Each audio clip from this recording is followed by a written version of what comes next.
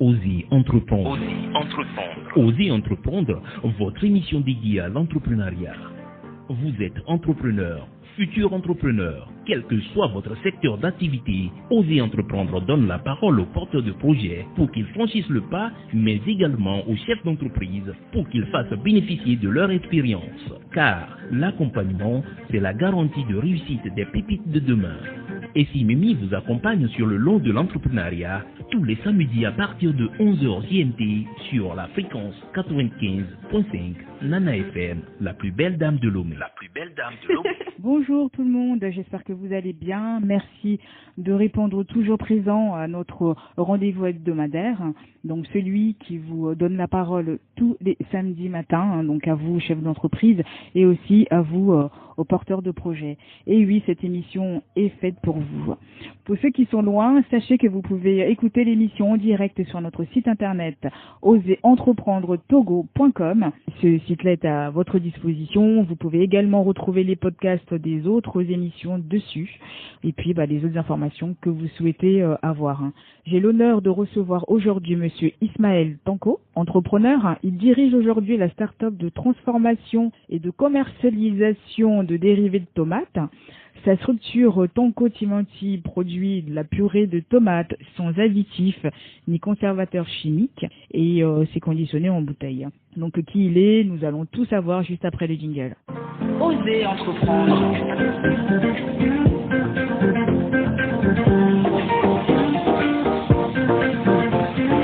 Osez entreprendre. Bonjour Monsieur Tanko et bienvenue dans votre émission Osez entreprendre. Nous sommes heureux de vous recevoir aujourd'hui. Bonjour Essie, je suis ravi d'être avec vous aujourd'hui aussi. Nous également. Donc on va tout savoir sur ce que vous faites, sur ces tomates que vous récupérez auprès de plusieurs entrepreneurs, agriculteurs. Oui, c'est des entrepreneurs aussi. Eh bien c'est ça. Donc dites-nous, on peut parler nous un peu de vous. Pour ceux qui vous connaissent pas d'ailleurs, justement c'est l'occasion de vous... Vous voulez la version courte ou la version longue? Écoutez, on va aller la version moyenne. La version moyenne. Bon, ok, d'accord. Donc comme vous l'avez dit, je suis Ismaël Tanko. Mais à l'état civil c'est Ismaël et le nom composé Mamoudou Tanko. D'accord. Bon, en général j'abrège le Mamoudou parce que les gens ont tellement lu Mamadou et Bineta que dès qu'ils voient M-A-M, ils disent Mamadou et je suis pas très content. Donc Ismaël Tanko, je suis entrepreneur et disons que j'ai commencé mes premiers balbutiements en entrepreneuriat, ça date d'il y a 21 ans. Oui.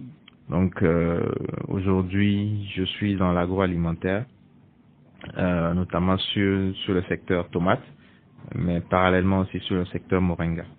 D'accord. Voilà un peu. Vous dirigez justement aujourd'hui la start-up de transformation et de commercialisation de tomates. Ouais. Racontez-nous un peu votre histoire.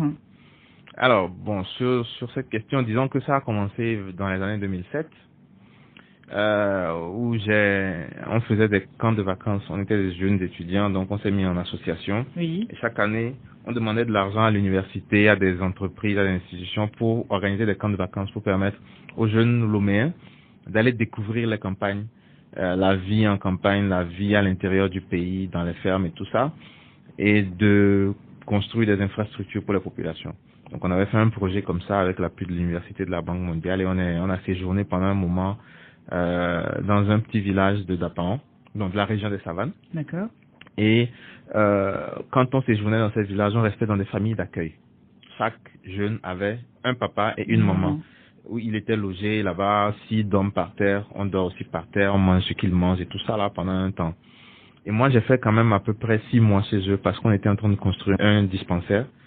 Et mon papa adoptif est cultivateur et j'ai assisté à sa détresse parce que justement il avait fait un champ de tomates et il n'avait pas trouvé preneur pour ces tomates.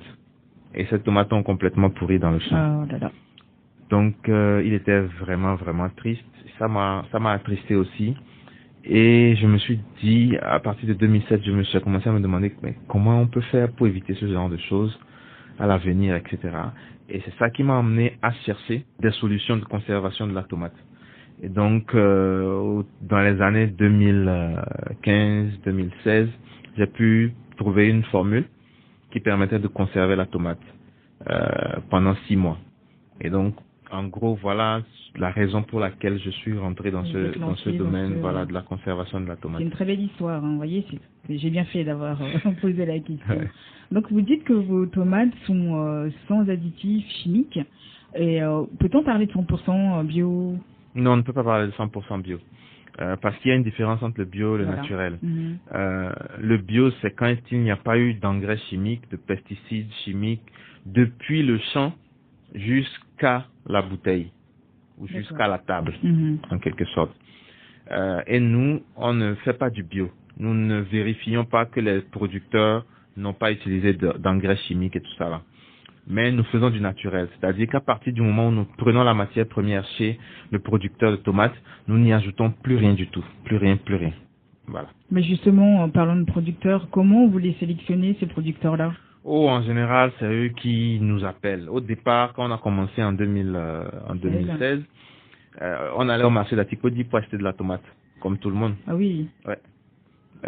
Ensuite, l'année qui a suivi, 2017, on a pris des démarcheuses et on est parti dans un village pour aller acheter de la tomate. 2018, on est retourné seul dans ce village-là, on a discuté directement avec les producteurs.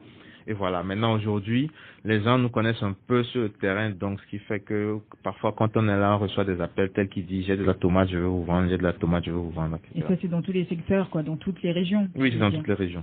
Dans toutes les régions donc, de Lomé à vous les récupérez, vous avez une usine? Oui, nous avons, bon, je ne l'appelle pas encore usine parce qu'elle n'est pas très grande, je l'appelle unité de transformation. D'accord. Donc, et nous prenons la tomate et quand nous arrivons, nous embauchons des jeunes filles et nous lavons la tomate. Ensuite, on l'écrase, on enlève la peau, on enlève les pépins et puis on récupère la purée.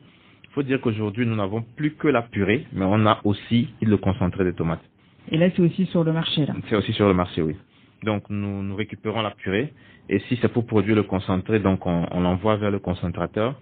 Si c'est pour produire la purée, on l'envoie directement en bouteille. Donc, voilà à peu près comment nous faisons. Et pensez-vous avoir d'autres variétés de tomates? D'autres variétés de tomates. De purée de tomates, parce qu'il y a tout ce qui est tomates concentrées, tomates pelées, tomates... Enfin, il y a plusieurs de types. Bon, pour l'instant, nous ne pensons pas encore aller vers la tomate pelée cette année. Certainement que ce sera en fin 2021 que nous irons vers la tomate pelée. Mais actuellement, nous travaillons sur des formats qui puissent nous permettre d'aller à l'exportation. Et la tomate concentrée, parce que je vois que la purée de tomate c'est en bouteille. Ouais. Et la tomate concentrée, alors comment? Elle est en bocal de verre, comme les mayonnaises. Comme les mayonnaises, combien sont Nous avons 480 grammes. D'accord. Oui, nous avons des bocaux de 480 grammes. Et puis ça va, ça plaît aux bonnes femmes Oui, ça plaît à une certaine catégorie de la population. Maintenant, il y a beaucoup de personnes qui se plaignent comme quoi c'est au-delà de leur bourse. Pourquoi les tarifs varient entre quoi et quoi? Nous sommes 100% tomates et les gens comparent avec l'importé qui est 30-40% tomates. Oui, mais après ça c'est un message comment on dit, un message de communication à avoir. Parce que c'est vrai que on dit souvent aujourd'hui c'est l'ère de consommation locale, mais il faut aussi emmener les gens à avoir confiance et aussi à acheter des produits de chez nous. Oui. On le fait, nous travaillons là-dessus, nous essayons de communiquer autant que faire se peut, c'est la raison même pour laquelle nous sommes ici aussi. Et le gouvernement essaye aussi de le faire. Maintenant, c'est un travail d'éducation en fait, qui va venir progressivement en fait, c'est ça. Maintenant, on doit espérer aussi que le pouvoir d'achat des Togolais puisse aussi progressivement s'élever, pour qu'ils puissent se permettre un certain nombre de produits qui n'arrivent pas encore à se permettre aujourd'hui. Parce que quoi, une bouteille, c'est une bouteille de combien Alors, quand je prends le concentré, disons que la première version que nous avions mise sur le marché, c'était une version de 580 grammes, d'accord, qui était à 1500 francs. 580 grammes. Oui, qui était à 1500 francs. Si on veut comparer à l'importé de tomates, l'importé pour la même quantité, l'importé serait à 500 francs. Ça veut dire que nous sommes 3 fois plus chers que l'importé. Mais notre produit contient plus que 3 fois la tomate qui est contenue dans l'importé. Et l'autre aspect qui fait qu'on est cher aussi, c'est que nous conditionnons dans des bocaux en verre. Oui. L'importé, c'est dans des boîtes en aluminium qui ne coûtent rien du tout. Chez nous, un bocal en verre nous coûte 300 francs CFA, le bocal vide. Et mais pourquoi vous vous adaptez pas Parce que la méthode de conservation naturelle, elle est meilleure quand vous utilisez des contenants en verre. Voilà. Oui, c'est bon à savoir. Mais enfin après les papiers, enfin les conditionnements en alu, c'est quoi ça provoque des maladies, c'est à l'intérieur des boîtes en alu, il y a une fine couche. J'ai oublié le nom, mais il y a une couche. Non, il y a une couche qui est blanche.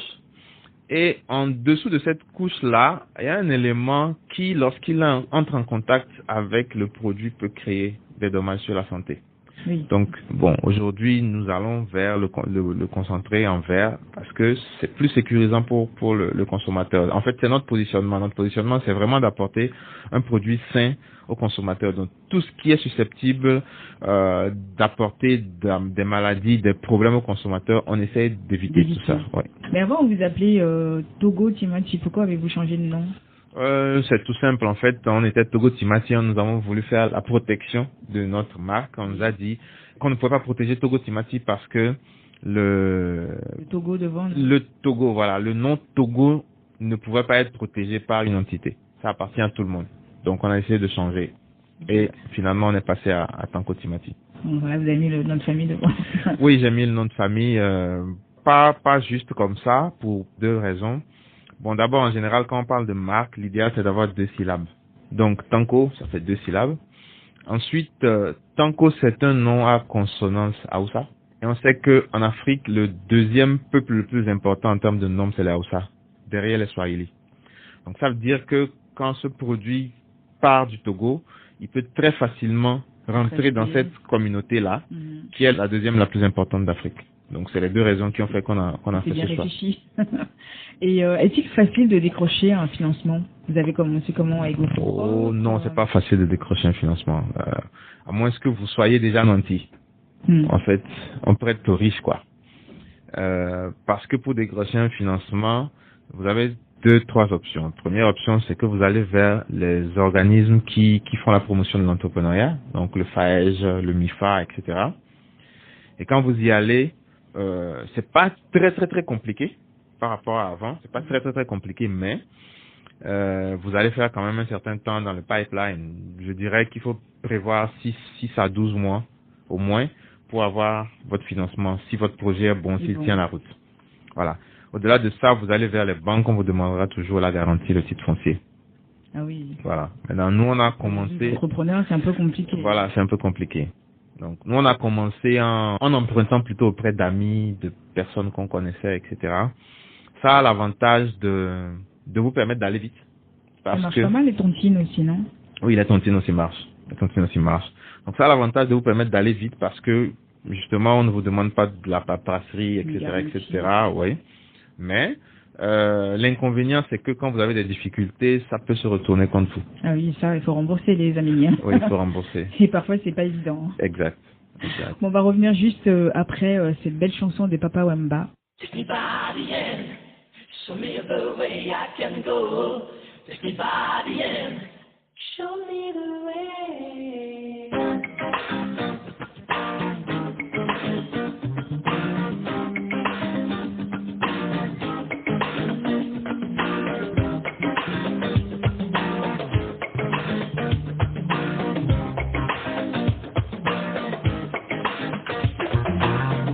Nana bungi helai, bobo tika tinga mosika.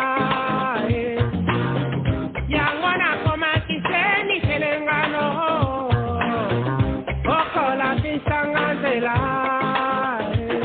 Endeni nyongayo aninga,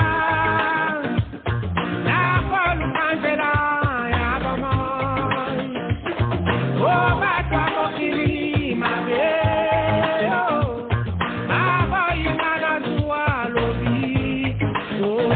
Bye.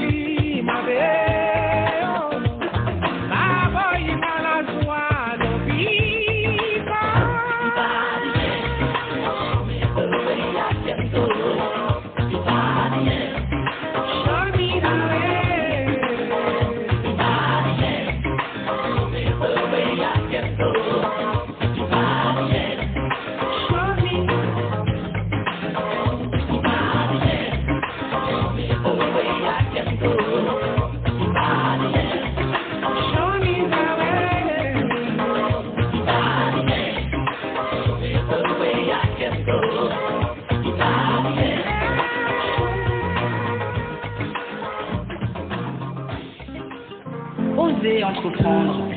Salut à tous, c'est Phil le Montagnard d'Africa Radio Paris. Vous cherchez les clés de la réussite? Je vous conseille d'écouter Essie Mimi dans Osez entreprendre. Osez entreprendre avec Essie Mimi. Osez entreprendre. Pour ceux qui viennent d'arriver, vous êtes bien sur Nana FM avec Essie Mimi et son invité, Monsieur Ismaël Tanko, entrepreneur. Et il dirige le start-up de transformation et de commercialisation de dérivés de tomates. Donc vous le connaissez, vous avez vu les affiches un peu partout en ville. C'est Tanko Tivanti. Donc Monsieur Tanko, comment évolue aujourd'hui votre business? Bon, disons que mon business, d'abord, il faut préciser qu'il ne gagne pas encore de l'argent. Nous ne gagnons pas encore de l'argent depuis 2016. Mais les tendances sont quand même encourageantes. Quand on exclut la question de la Covid-19 qui a un peu, bousculé, les tendances sont quand même encourageantes. Pour nous, en tant qu'entrepreneurs, l'important n'est pas de gagner de l'argent tout de suite, mais l'important, c'est de voir que nous avons de la croissance dans le trafic, de la croissance dans les chiffres. Donc, on se dit que probablement que dans 2 ans, on devrait commencer à gagner de l'argent, quoi. Et la notoriété de votre marque aujourd'hui? La notoriété, elle est quand même bonne. Elle est très bonne, je dirais. Et je voudrais justement en profiter pour remercier tous ceux qui nous assistent, tous ceux qui nous soutiennent. Parce que les gens voient souvent nos panneaux, les gens nous voient à la télé, nous entendent à la radio, etc. Sur des émissions internationales et tout. C'est pas parce que nous payons forcément. Pour la plupart de ces choses-là, nous ne payons pas. Oui, c'est pour accompagner. C'est des gens de bonne volonté qui trouvent que nous faisons quelque chose d'intéressant et de bien et qui nous disent, viens, fais ceci, viens, je t'offre ça, fais ceci. Et je voudrais profiter vraiment, sans les nommer peut-être, mais pour dire merci à tous ceux qui, une fois, au moins depuis qu'on est né, nous ont offert un passage sur leurs médias, etc. Et pensez-vous que cette jeune génération ait compris l'enjeu de l'entrepreneuriat? Je pense que la jeune génération a compris l'enjeu de l'entrepreneuriat, oui, mais il faut juste qu'on puisse lui donner plus d'informations.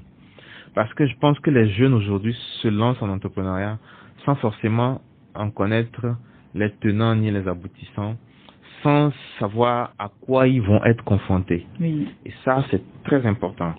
Nous, on a commencé, on a fait beaucoup d'erreurs, on s'est beaucoup cassé la figure.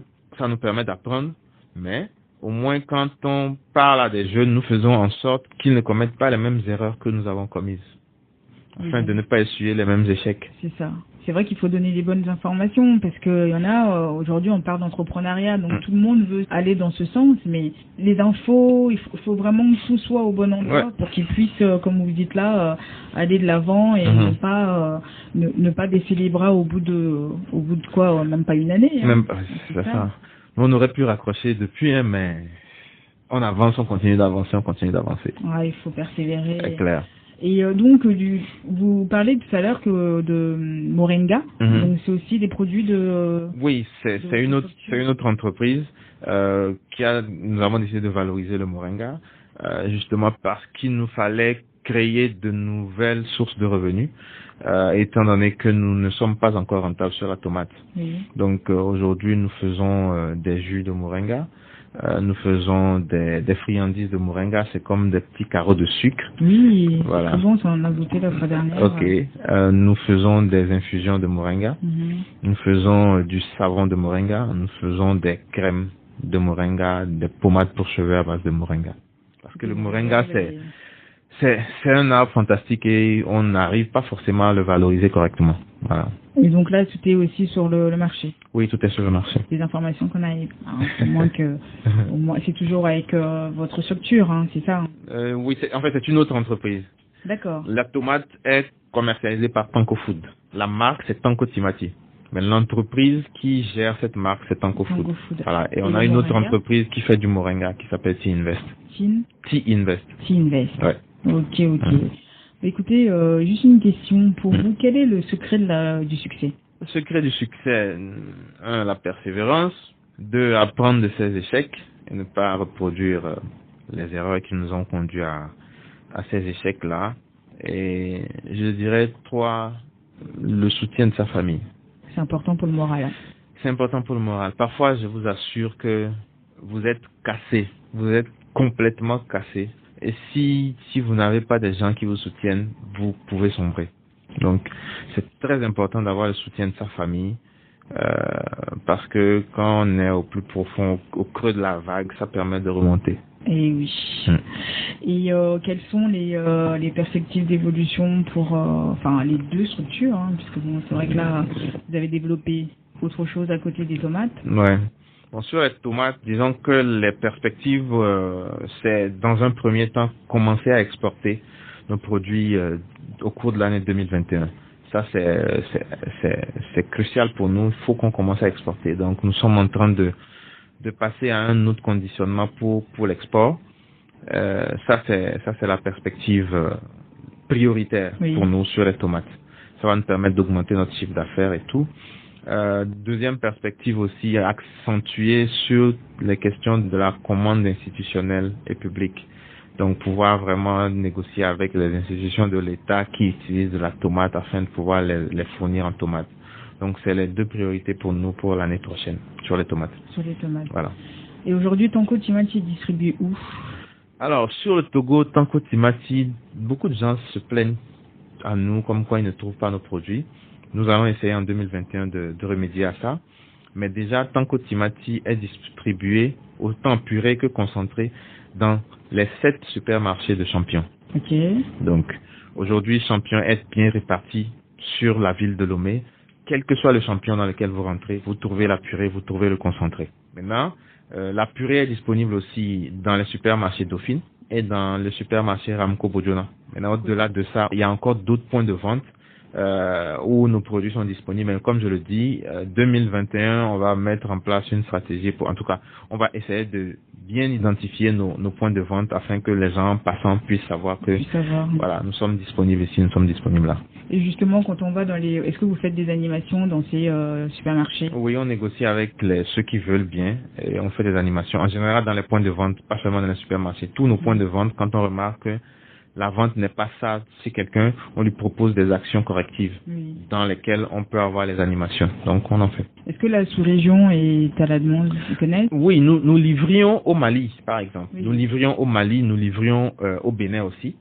Nous avons tenté le Sénégal et la Côte d'Ivoire, ça n'a pas marché à cause de la logistique.